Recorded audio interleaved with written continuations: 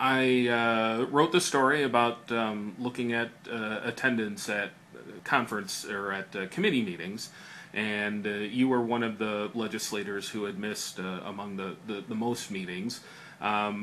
What is your, not that you need to have an excuse, but your feeling on committee meeting attendance and why members might not want to go to a committee meeting? Well, I mean, I think every member should attend committee meetings if at all possible. If they can, they should participate in the whole process. That's unquestioned. Sometimes there are other duties or things that are going on. It could be constituent related. It could be some other legislative activity that could cause someone to have a conflict. Maybe they can't make some committee meetings. On the other hand, as we've talked about, and many members have talked about, there's a problem that a lot of members have with the way the legislature functions and the way the leadership has decided to work in the system that we have up here, and that is to control it to the extent that they dictate what bills will and will not be heard.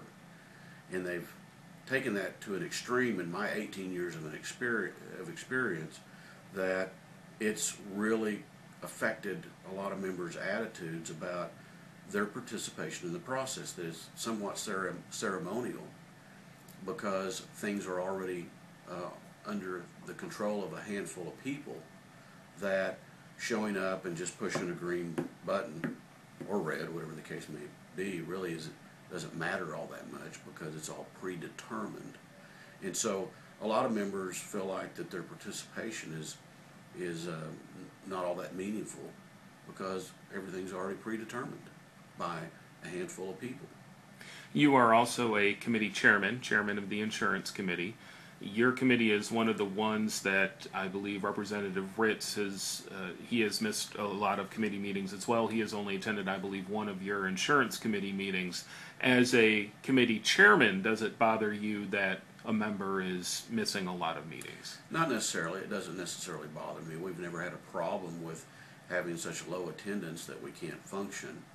I think we've had a couple of times where we had members, we were getting close to that number where we might not have had a quorum, or more commonly, a few times we've had a situation where we needed to get started on time, or there were some other considerations. But my committee meets Thursday after we usually are out of session. A lot of people want to leave town and go back to their homes and their districts. So there's other factors that come into play, but I don't particularly believe that every member should be there every day. I think it would be good if they would, but I think they need to make their own decisions and do what they think is right and what's necessary for their service as a state representative from their district. Do you think it's part of the job of representative to attend committee meetings to which you were assigned? Oh, absolutely. I think it's part of it, but I think it would be an incorrect view for anyone to think that when we elect someone to office, their job is to come and sit in their place and push the buttons.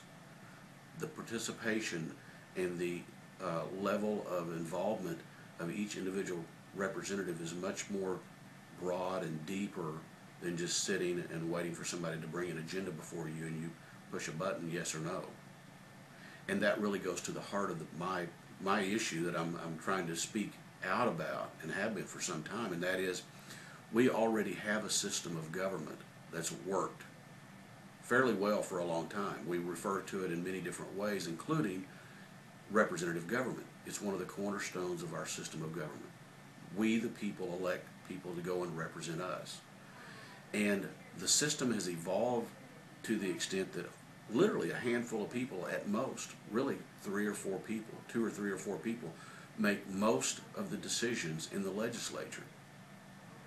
And they make the decisions to the extent that the people send a representative to go represent them, and then they can't do that because that representative may be going up to the legislature to offer legislation, to put issues before the rest of the legislature for them to consider on behalf of their constituents. And some committee chairman or the Speaker of the House or the floor leader says, no, you're not going to be heard. to that legislator.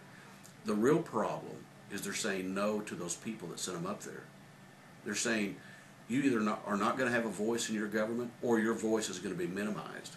It won't be equal to everyone else's voice. You'll have a lesser voice.